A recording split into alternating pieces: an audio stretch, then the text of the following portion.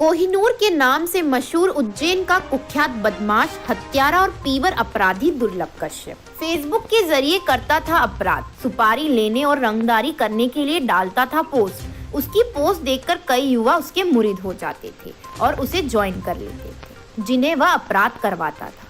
दुर्लभ की गैंग में 100 से ज्यादा युवा जुड़ गए थे और रंगदारी, हफ्ता वसूली, लूटपाट करने लगे थे। गैंग के कुछ मुख्य सदस्य थे, जिसमें से हेमंत बोखला सबसे खास है और हेमंत से दोस्ती होने के बाद ही दुर्लभ अपराध की दुनिया में आया। बोखला भी एक मोस्ट वांटेड बदमाश है और बहुत ही शातिर अपराधी भी। बोखला ने भी कम उम्र में ही अपराध की दुनिया में कदम रख दिया था। नाबालिग होते हुए भी उसने कई अपराध को अंजाम दिया। प्रभावशाली लोगों के संपर्क में आकर आर्थिक और राजनीतिक सपोर्ट भी मिल गया।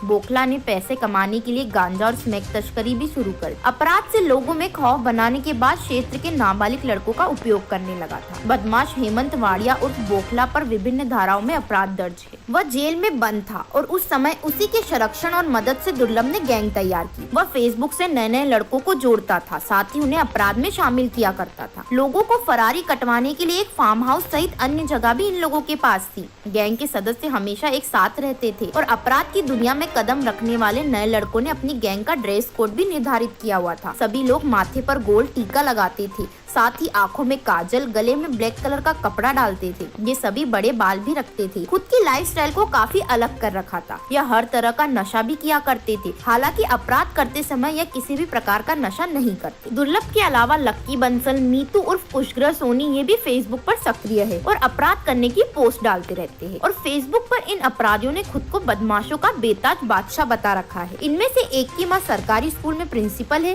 तो एक के पिता सराफा व्यापारी। यह तो इनका साधारण परिचय है, लेकिन असल में ये शातिर गुंडे बदमाशों से कम नहीं है। दुर्लभ कश्यप एक अच्छे परिवार से ताल्लुक रखता था। उसके पिता मनोज होटल और प्रॉपर्टी कारोबारी है। माँ पद्मा सरकारी स्कूल में वाइस प्रिंसिपल है, लेकिन दोनों में मनमुटाव चलने के कारण अलग रहते थे। पहले दुर्लभ अपनी माँ के पास ही रहता था, लेकिन माँ काम में व्यस्त रहती थी। लेकिन दुर्लभ को शौक पूरे करने के लिए घर से पैसे मिलते रहे। इसके बाद वह अपराध जगत के लोगों के संपर्क में आ गया, जिसमें हेमंत वाड़िया उर्फ बोखला, राहुल कलोसिया, अनिल डागर समेत अन्य से पहचान हो गई और अच्छे दोस्त बन गए। इसके बाद ये सब दुर्लभ को अपराध करने की सीख देने लगे। ये लोग गाड़ी से लेकर पिस्तौल तक उपलब्ध करवाते थे। फिर दुर्लभ इंदौर में पिता के पास रहने चला गया, लेकिन उज्जैन के दोस्त वहाँ भी आते जाते रहे। इसी कारण इंदौर में हवा बंगले के पास रहने वाले श्याम बंजारा के संपर्क में आ गए।